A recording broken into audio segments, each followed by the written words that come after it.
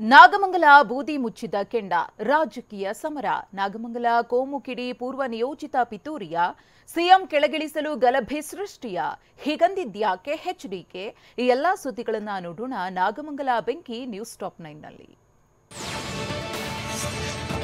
ಗಣೇಶ ವಿಸರ್ಜನೆ ವೇಳೆ ಕಲ್ಲು ತೂರಾಟದಿಂದ ಹೊತ್ತಿ ಉರಿದಿದ್ದ ನಾಗಮಂಗಲದಲ್ಲೀಗ ಪರಿಸ್ಥಿತಿ ಸಹಜ ಸ್ಥಿತಿಗೆ ಮರಳಿದೆ.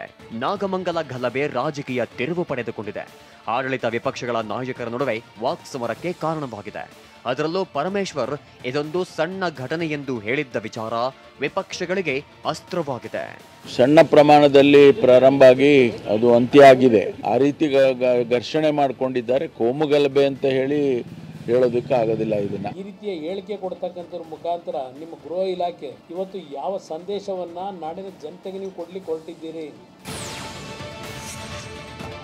ಮಂಡ್ಯ ಸಂಸದರು ಆಗಿರುವ ಕೇಂದ್ರ ಸಚಿವ ಎಚ್.ಡಿ. ಕುಮಾರಸ್ವಾಮಿ ನಿನ್ನೆ ನಾಗಮಂಗಲಕ್ಕೆ ಭೇಟಿ ನೀಡಿ ಪರಿಸ್ಥಿತಿ ಅವಲೋಕಿಸಿದರು. ಅಂಗಡಿಗಳನ್ನ ಕಳೆದುಕೊಂಡ ಸಂತ್ರಸ್ತರನ್ನ ಭೇಟಿ ಮಾಡಿದ್ರು. ಬಂಧನಕ್ಕೊಳಗಾದವರ ಕುಟುಂಬದವರನ್ನ ಭೇಟಿ ಮಾಡಿದ್ರು. ಆಸ್ತಿ ಪಾಸ್ತಿ ಕಳೆದುಕೊಂಡವರಿಗೆ ತಲಾ 25,000 ರೂಪಾಯಿಯಿಂದ 2 ಲಕ್ಷ ರೂಪಾಯಿವರೆಗೆ ಪರಿಹಾರ ವಿತರಣೆ ಮಾಡಿದ್ರು.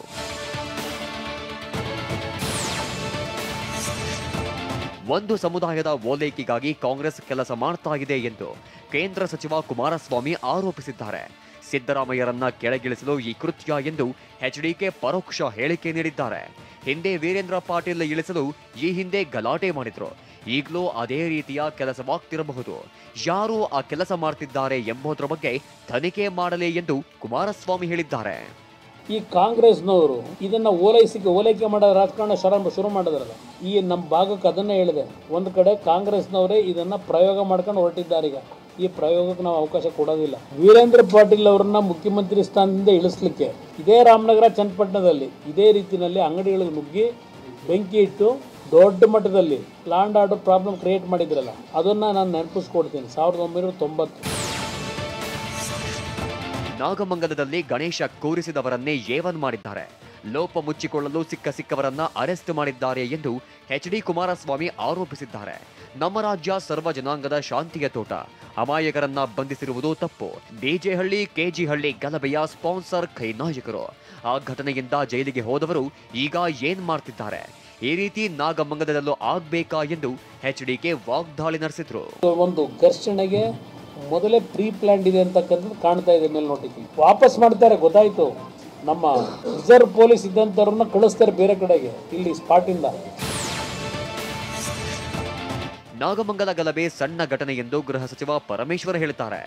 ಈ ಎಫ್ಐಆರ್ ನೋಡಿದ್ರೆ ಅವರನ್ನ ಗೃಹ ಸಚಿವ ಅನ್ನೋಕೆ ಆಗುತ್ತಾ ಎಂದು ಕುಮಾರಸ್ವಾಮಿ ಕಿಡಿಕಾರಿದ್ದಾರೆ.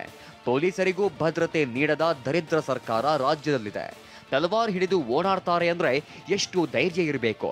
ಪೆಟ್ರೋಲ್ ಬಾಂಬ್ ಎಸೆಯುತ್ತಾರೆ ಎಂದರೆ ಹೇಗೆ ಎಂದು ಕುಮಾರಸ್ವಾಮಿ ಕೆಂಡ ಕಾರಿದ್ರು.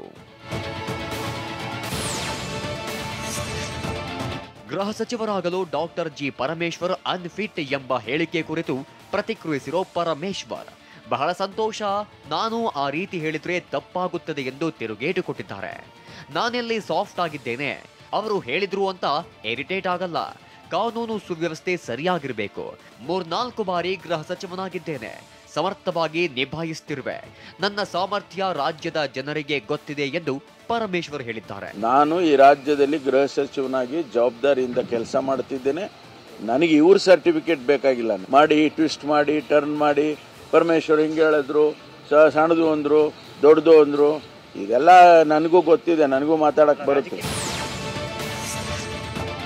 ನಾಗಮಂಗಲ ಗಲಭೆ ಪೂರ್ವ ನಿಯೋಜಿತ ಕೃತ್ಯ ಎಂಬ ಕುಮಾರಸ್ವಾಮಿ ಆರೋಪಕ್ಕೆ ಕಾಂಗ್ರೆಸ್ ಶಾಸಕ ಎಚ್.ಸಿ. ಬಾಲಕೃಷ್ಣ ಕಿಡಿಕಾರಿದ್ದಾರೆ. ಕುಮಾರಸ್ವಾಮಿಗೆ ಗಲಭೆ ಬಗ್ಗೆ ಗೊತ್ತಿದ್ದರೆ ಮೊದಲೇ ಹೇಳಬೇಕಿತ್ತು. ಕೇಂದ್ರದ ಮಂತ್ರಿಯಾಗಿ ಇಂತಹ ಚಿಲ್ಲರೆ ಹೇಳಿಕೆ ನೀಡಬಾರದು ಎಂದು ಟಾಂಗ್ ಕೊಟ್ಟಿದ್ದಾರೆ. ಸುಮ್ಮನೆ ಈ ರೀತಿ ಚಿಲ್ಲರೆ ಹೇಳಿಕೆಗಳನ್ನ ಕೇಂದ್ರದ ಮಂತ್ರಿಯಾಗಿ ಮಾತಾಡೋದನ್ನ ಬಿಡಬೇಕು ಅಂತ ಹೇಳಿ ನಾನು ನಮ್ಮ ಮಾಜಿ ನಾಯಕರಲ್ಲಿ ಮನವಿ ಮಾಡ್ತೀನಿ. ಚಿಲ್ಚಿಲ್ರೆಯಾಗಿ ಅವರು ಇವಾಗ ಕೇಂದ್ರದ ಮಂತ್ರಿಗಳವರು ಚಿಲ್ಚಿಲ್ರೆಯಾಗಿ ಮಾತಾಡ್ತಕ್ಕಂಥದ್ದನ್ನ ಬಿಡಬೇಕು. ನಾಗಮಂಗಲದ ಗಲಭೆ ಸ್ಥಳಕ್ಕೆ ನಿನ್ನೆ ಬಿಜೆಪಿ ವಿಧಾನ ಪರಿಷತ್ ವಿಪಕ್ಷ ನಾಯಕ ಛಲವಾದಿ ನಾರಾಯಣಸ್ವಾಮಿ ಭೇಟಿ ನೀಡಿದ್ರು. ಇದೊಂದು ಪೂರ್ವ ನಿಯೋಜಿತ ಕೃತ್ಯ ಎಂದು ಆರೋಪಿಸಿದ ಅವರು, ಕೆಲವರ ಅಂಗಡಿಗಳನ್ನ ಟಾರ್ಗೆಟ್ ಮಾಡಿಯೇ ಬೆಂಕಿ ಹಚ್ಚಲಾಗಿದೆ. ಇಲ್ಲಿನ ಸ್ಥಿತಿ ನೋಡಿದ್ರೆ ಮನ ಕಲಕುತ್ತದೆ. ಹಿಂದೂಗಳು ಹಬ್ಬ ಆಚರಣೆ ಮಾಡುವುದು ಕಾನೂನು ಬಾಹಿರವ ಎಂದು ಟೀಕಾ ಪ್ರಹಾರ ನಡೆಸಿದರು. ಇರ್ತಕ್ಕಂಥ ಗಲಭೆ ಪೂರ್ವ ನಿಯೋಜಿತ ಅಂತ ಕಾಣ್ತಾ ಇದೆ.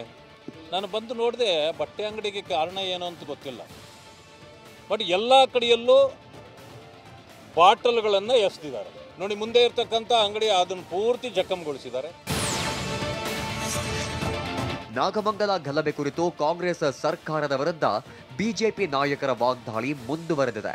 ಕಾಂಗ್ರೆಸ್ ಹಿಂದೂ ವಿರೋಧಿ ಪಕ್ಷ ಎಂದು ಪ್ರಹ್ಲಾದ್ ಜೋಶಿ ಕುಟುಕಿದ್ದಾರೆ. ಇದು ಗೂಂಡಾಗಳಿಗೆ ಬೆಂಬಲಿಸುವ ಸರ್ಕಾರ ಎಂದು ಸುನೀಲ್ ಕುಮಾರ್ ಹೇಳಿದ್ರು. ನಾವು ತಲ್ವಾರ್ ಹಿಡಿದು ಬರಬೇಕಾಗುತ್ತೆ ಅಂತ ಪ್ರತಾಪ್ ಸಿಂಹ ಗುಡುಗಿದ್ದಾರೆ. ಕಾಂಗ್ರೆಸ್ ಪಾರ್ಟಿ ಹಿಂದೂ ವಿರೋಧಿ ಪಾರ್ಟಿ ಇದೆ. ನಾವು ಇದನ್ನು ಭಾಳ ಗಂಭೀರವಾಗಿ ಪರಿಗಣಿಸ್ತೀವಿ ಮತ್ತು ಅಲ್ಲಿ SP ನಾನು ಎಚ್ಚರಿಕೆ ಕೊಡ್ಲಿಕ್ಕೆ ಬಯಸ್ತೀನಿ. ರಾಜಕೀಯ ಒತ್ತಡಕ್ಕೊಳಗಾಗಿ ಇಂತೆಲ್ಲ ಹುಚ್ಚುಚ್ಚಾರ ಮಾಡೋದನ್ನು ಬಂದ್ ಮಾಡ್ರಿ ಅನ್ನೋದು ಸ್ಪಷ್ಟ ಹೇಳಲಿಕ್ಕೆ. ಮೊಕದ್ದಮೆಯನ್ನು ದಾಖಲು ಮಾಡೋದನ್ನು ನೋಡಿದಾಗ ಕರ್ನಾಟಕದಲ್ಲಿ ಒಂದು ಪ್ರಜಾಪ್ರಭುತ್ವ ಸರ್ಕಾರ ಇದೆ ಅಂತ ಅನ್ಸೋದಿಲ್ಲ. ಬದಲಾಗಿ ಕ್ರಿಮಿನಲ್ಗಳಿಗೆ, ಗೂಂಡಾಗಳಿಗೆ ಬೆಂಬಲಿಸುವಂತ ಸರ್ಕಾರ ಇದು ಅಂತ ಅನ್ಸ್ಲಿಕ್ಕೆ ಪ್ರಾರಂಭ ಆಗಿದೆ. ಪೆಟ್ರೋಲ್ ಬಾಂಬು, ತಲವಾರು, ಕಲ್ಲು ಇವುಗಳಿಂದ ರಕ್ಷಣೆ ಕೊಡಲಿಲ್ಲ ಅಂತಂದ್ರೆ ನಮ್ಮನ್ನು ನಾವು ರಕ್ಷಣೆ ಮಾಡ್ಕೊಳ್ಳೋಕೆ ಗಣೇಶೋತ್ಸವ ಮೆರವಣಿಗೆಯಲ್ಲಿ ನಾವು ಕೈಯಲ್ಲಿ ಪೆಟ್ರೋಲ್ ಬಾಂಬು, ತಲವಾರ ಹಿಡ್ಕೊಂಡು ಬರಬೇಕಾಗುತ್ತೆ. ಪರಿಸ್ಥಿತಿ ಕೈ ಮೀರಿದ್ರೆ ಅದಕ್ಕೆ ಸಿದ್ದರಾಮಯ್ಯನವರು ನೇರವಾಗಿ ಹೊಣೆ ಆಗಿರ್ತಾರೆ.